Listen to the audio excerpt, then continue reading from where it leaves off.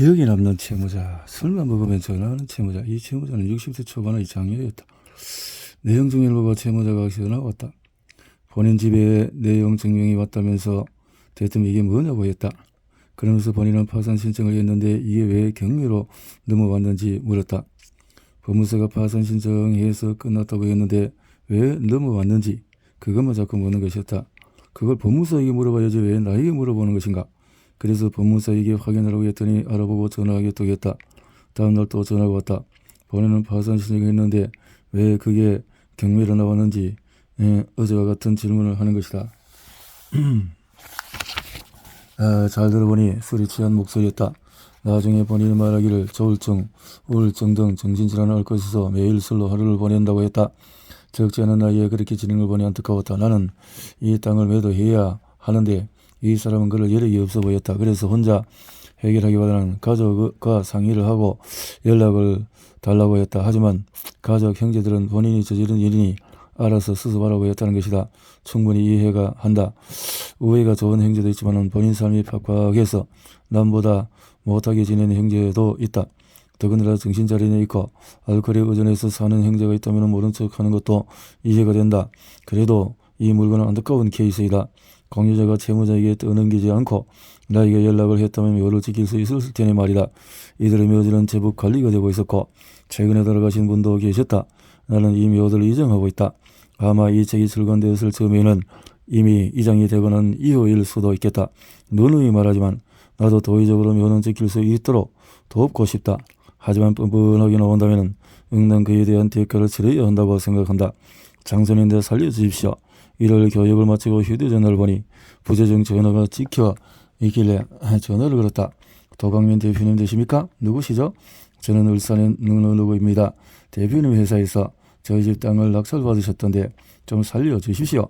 살려달라고요? 그게 무슨 말이죠? 이 물건이 채무자가 연락을 한 것이다. 아직 협상할 생각이 없어서 낙찰 후에 잔금 납부 시기를 기다리고 있던 물건이었는데 집안 어른들이 본인에게 전화가 오고 난리가 났다고 한다. 그러더니 얼마에 낙찰되었는지 묻는 것이다. 이 물건은 1천만 원 좀 안 되게 낙찰받았다. 이를 말하니 거기가 그렇게 비싼지 되묻는 것이다. 이야기를 들어보니 세종시의 옆에 있는 공주에서 사업을 하다가 신용보증재단에서 돈을 빌렸는데 일이 잘못되어서 이 땅이 나오게 되었다고 한다.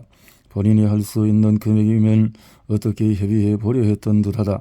하지만 이 땅이 비싼 것을 몰랐는지 놀라며 가족과 상의하고 연락을 주겠다고 하여 그러라고 했다. 며칠 지나서 전화가 왔다. 선생님 살리만 주십시오. 선처를 해주시면 제가 당장이라도 찾아뵙고 무릎이라도 꿇고 빌고 싶습니다. 이런저런 이야기가 오갔는데 사정이 딱해 보였다. 고민 끝에 마침내 금액이 적어서 경매 취하 쪽으로 방향을 잡고 방안을 제시했다. 그랬더니 고맙다 하면서 당장 찾아오겠다고 하길래 나도 서류를 준비해야 하니 이틀 만에 만나기로 했다. 이틀 뒤에 한 카페에서 그를 만났다. 연배가 있으셨다. 앞으로 어떻게 해야 할지 방법을 안내하고 잘 마무리했다. 아마 형제들이 돈을 모아서 일부 일을 마무리한 듯 보였다. 이런 경우에 난 집안 조상들이 이들을 도왔다고 생각한다. 내가 잔금을 납부했으면 이 가게 해결하지 못했거니와 조상들도 본인 집을 지키고 싶어서 그런 것이 아니었을까. 그래도 손 안 대고 콧버릇이 나쁘지 않은 결과였다. 묘지를 하다 보니 참 다양한 일을 겪는다. 세상에는 참 많은 사연이 있다. 허위 공유자 우선 매수를 조심하라. 경매 정보지를 보다 보면 빨간 글씨로 공유자 우선 매수라고 적힌 물건들이 있다. 원 소유자인 공유자가 다음 입찰 기일에 걸 것이니 오지 말라고 일종의 경고를 한 것이다. 대부분의 사람은 어차피 낙찰되더라도 공유자의 우선 매수를 권리를 주니 공유자 우선 매수 신고서가 접수된 물건을 포기하고 법원에 가지 않는다. 하지만 난 그럼에도 불구하고 간다. 왜냐하면 공유자가 우선 매수 신고서를 제출하고 간혹 오지 않는 경우도 있기 때문이다. 그러면 기회는 나에게 온다. 그래도 헛걸음할 가능성이 크지 않냐고? 기회는 그냥 오지 않는다. 내가 만들어서 비로소 그 기회가 날 찾아오는 법이다. 이번에도 눈여겨보던 물건에 공유자 우선 매수 신고서가 접수되었다. 그래서 법원에서 입찰을 하고 처리를 기다렸다. 경매법정 앞에는 오늘 매각하는 물건들의 순서와 매각 물건에 대한 짤막한 명시서가 항상 붙어 있다. 그런데 내가 입찰한 두 건의 물건 옆에 대문짝만하게 무언가가 써 있었다.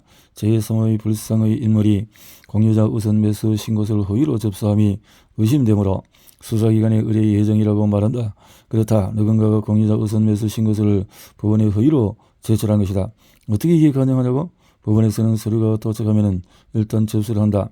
경매 사건에 서류가 접수되면 경매 종고지에 이 사실이 등재된다. 아마 이들은 우선 매수 신고서가 들어오면 다른 사람들이 오지 않는다는 것을 악용한 것이라고 생각했다. 이 문구를 보는 순간 오늘 제3의 불상의 인물을 만날 수 있겠다고 직감했다.